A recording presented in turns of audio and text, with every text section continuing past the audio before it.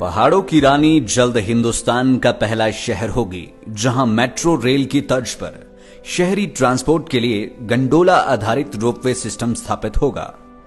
प्राकृतिक सुंदरता को चार चांद लगाता यह सिस्टम कुल 22 किलोमीटर की लंबाई वाला होगा और इसमें कुल 7 अलग अलग रंगों वाली लाइंस होंगी जो शिमला और इसके उपनगरों के बीच आवागमन का तेज और सस्ता माध्यम उपलब्ध करवाएंगी। 1200 करोड़ की लागत से बनने वाले इस सिस्टम के लिए केंद्र सरकार के नेशनल हाईवे ने बजट भी स्वीकृत कर दिया है।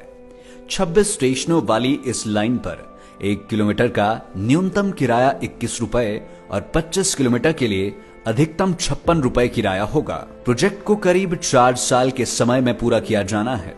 शहर की भीड़ भाड़ और ट्रैफिक के बढ़ते दबाव के बीच जहां सड़कों को चौड़ा करना, जगह की कमी और फॉरेस्ट क्लियरेंस जैसे मामलों के चलते मुश्किल है, वहीं अब ओवरहेड रोपवे को शहरी परिवहन का नया समाधान माना जा रहा है।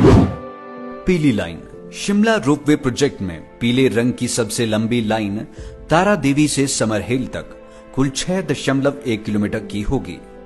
इसमें 5 स्टेशन तारा देवी मंदिर, तारा देवी रेलवे स्टेशन, चक्कर, बालूगंज और समर हिल होंगे।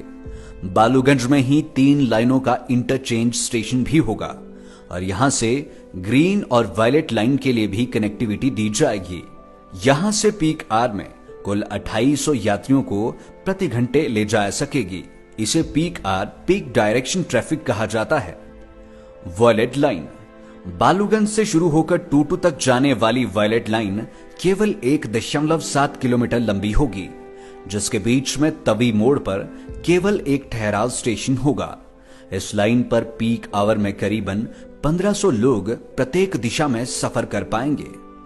ग्रीन लाइन शिमला के पश्चिमी हिस्से से पूर्व को जोड़ने वाली 3.4 किलोमीटर लंबी हरी लाइन इस रोपवे का सबसे महत्वपूर्ण हिस्सा होगी, जो लोअर लिफ्ट तक जाएगी और इसी में आईएसबीटी बस स्टैंड, पुराना bus stand, Shimla railway station जैसे भीड़ भाड़ वाले स्टेशन आएंगे। इस लाइन में 1 घंटे में हर दिशा में 3500 यात्रियों की कैपेसिटी होगी और यह शिमला की दूसरी सबसे ज्यादा बिजी लाइन होगी। हालांकि इस लाइन के एक सिरे पर ऊंचाई में अत्यधिक बदलाव के कारण हरी लाइन सीधा बालूगंज तक नहीं ले जाई जा सकेगी और यहां 350 मीटर लंबा पैदल मार्ग बनेगा, जिसके माध्यम से बालूगंज तक पहुंचकर लाइन इंटरचेंज की जा सकेगी। ब्लू लाइन शिमला की सबसे बिजी रहने वाली ब्लू लाइन आईएसबीटी से संजौली तक जाएगी और पीक आवर में यहां प्रत्येक दिशा में 4000 यात्रियों को इधर से उधर ले जाया जा सकेगा। 4.66 किलोमीटर लंबी ब्लू लाइन में कुल 6 स्टेशन होंगे, जिसमें 103 victory tunnel, myth estate, ICR, Auckland tunnel और आईजीएमसी शामिल है। ब्लू लाइन के यात्री आईएसबीटी पर ग्रीन लाइन और संजौली में मैजेंटा लाइन से इंटरचेंज तक अपने गंतव्य तक पहुंचेंगे। मैजेंटा लाइन कुसुमटी को संजौली से जोड़ने वाली 3.47 किलोमीटर लंबी मैजेंटा लाइन में कुल 3 स्टेशन होंगे, जिसमें नवबहार, सचिवालय 1, सचिवालय 2 रहेंगे। इस लाइन की पीक आवर कैपेसिटी प्रति घंटे 2500 यात्रियों की होगी। रेड लाइन 1.23 किलोमीटर लंबी red line lower lift point से सचिवालय तक वाया कमला नेहरू अस्पताल जाएगी, क्योंकि इसी लाइन के माध्यम से ग्रीन लाइन को मैजेंटा लाइन से सचिवालय में कनेक्ट किया जाएगा। इसीलिए इस लाइन की क्षमता प्रति घंटे 3100 यात्रियों की होगी।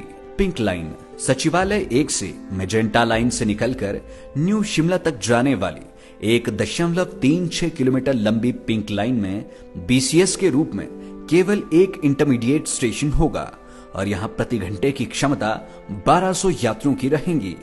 विकास की रफ्तार से कदम ताल करने के लिए शिमला में रैपिड अर्बन ट्रांसपोर्ट सिस्टम जैसे मेट्रो रेल आदि तो कई कारणों से नहीं बनाए जा सकते, लेकिन अर्बन रोपवे के इनोवेटिव आइडिया से शिमला न केवल देश बल्कि पूरे विश्व में अपनी अलग पहचान बनाएगा।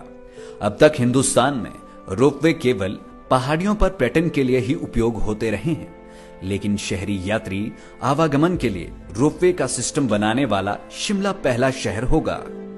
हालांकि प्रधानमंत्री संसदीय क्षेत्र वाराणसी में भी एक ऐसा प्रोजेक्ट प्रस्तावित है, लेकिन उसका दायरा और उपयोगिता शिमला के मुकाबले सीमित ही है। शिमला के अलावा मनाली और धर्मशाला के लिए भी ऐसे रोपवे सिस्टम अप्रूव हुए हैं।